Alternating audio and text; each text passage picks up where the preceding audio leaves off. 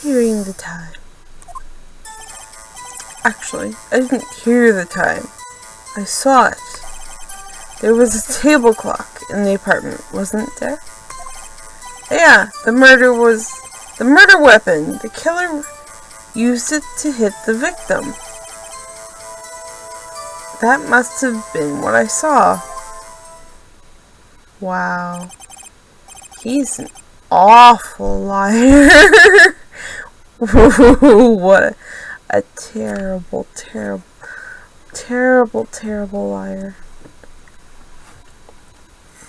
I guess it would.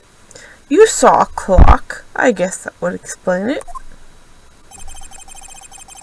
The defense may cross-examine the witness. Gladly.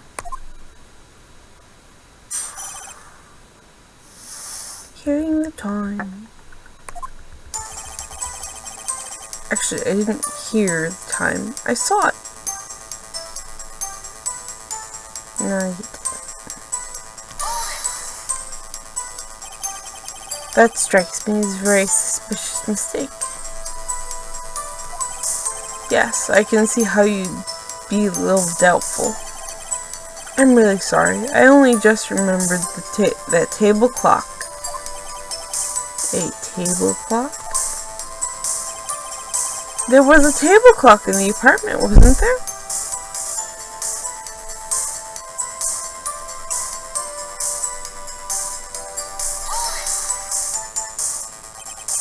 A table clock? Was there a clock at the scene? This is the first time I've heard of it. Yeah, the murder weapon the killer used to hit the victim. Hold it. The murder weapon? Yes, the table clock that was used as a weapon. That's what I said. Did you doze off in the middle of my testimony or something? Something's fishy here. That must have been what I saw. Hold it. Why didn't you tell us that in the first place? I guess it just slipped my mind. I'm not really sure how it happened myself. Bullshit. The witness says he saw the table clock. End of story.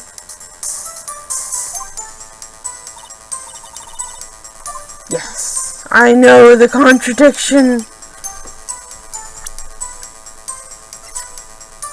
First of all, nobody even knows it's a clock yet. It still says a statue in the shape of the thinker. It's rather heavy. And the reason it's 3 hours off is because she just came back from Paris. So let's see, which one do I match it up with? Because I remember the first one was very specific on you have to press the correct evidence on the right. Hold it. The right statement, sorry.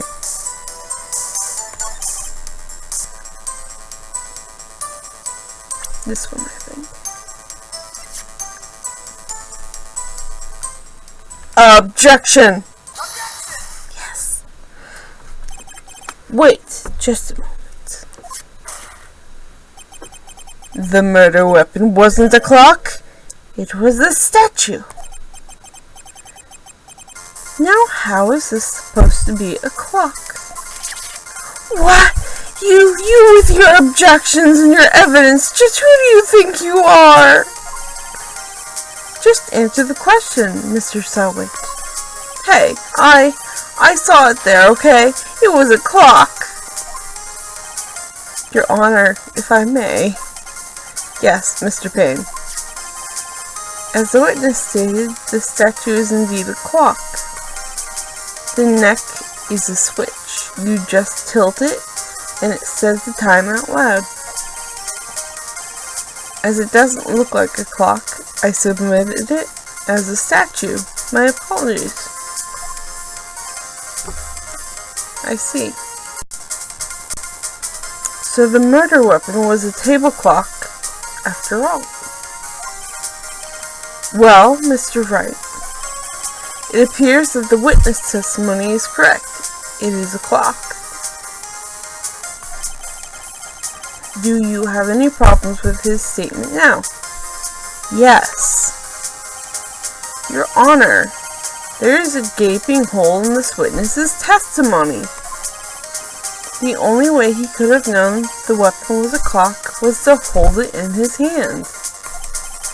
Yet the witness testified that he never entered the apartment. Clearly a contradiction. Indeed. The witness knew it was a clock because he went into the apartment. You're lying. You were inside the apartment on the day of the murder. Oh yeah? Prove it! Prove I went in there! I'll do better than that. I can prove you were the one who killed her. You struck her with the clock, and the shock of the blow triggered the clock's voice. That was the sound you heard. Order in the court. Intriguing. Please continue, Mr. Wright. Yes, Your Honor. Mr. Sowitt, the sound must have left you quite an impression on you. Understandable, since the murder weapon spoke just as you hit the victim. That voice was burned into the back of your mind. That's why you were so certain about the time. Objection! What's the meaning of this? This was all baseless conjecture. Baseless? Just look at the witness's face. Nug! Gah! Would the witness care to elaborate? Did you strike the victim with the clock? That day, I never. Look, the clock, I heard, no, I mean, I saw, oh, it goes in there! Shut up, I hate you. It was him. I tell you, I saw him. Oh my God. He just went bald. Well, balding. I forgot about that. This game is funny. Oh, I love this game. Oh, so funny. He killed her, and he should burn. Burn! Give him death.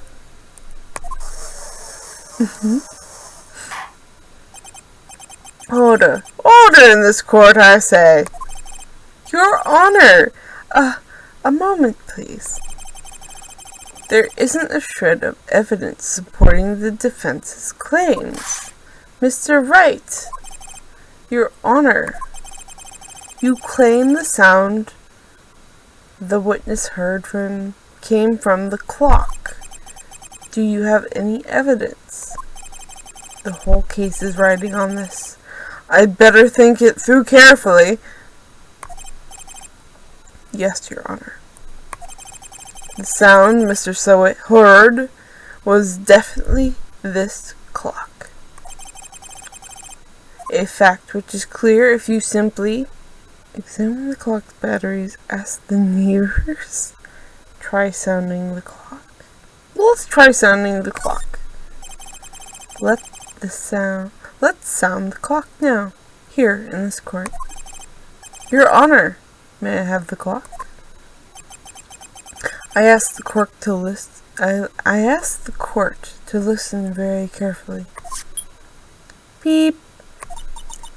I think it's 8:25. That certainly is a strange way to announce the time. Well, he is the thinker after all. So, we've heard the clock. What What are your conclusions, Mr. Wright? Mr. Payne, can you tell me what time it is now? It's 11:25. Ack! As you can see, the clock is exactly 3 hours slow. Precisely the discrepancy between what Mr. Sewit heard and the actual time of death. So, Mr. Sewit, try to talk your way out of this one.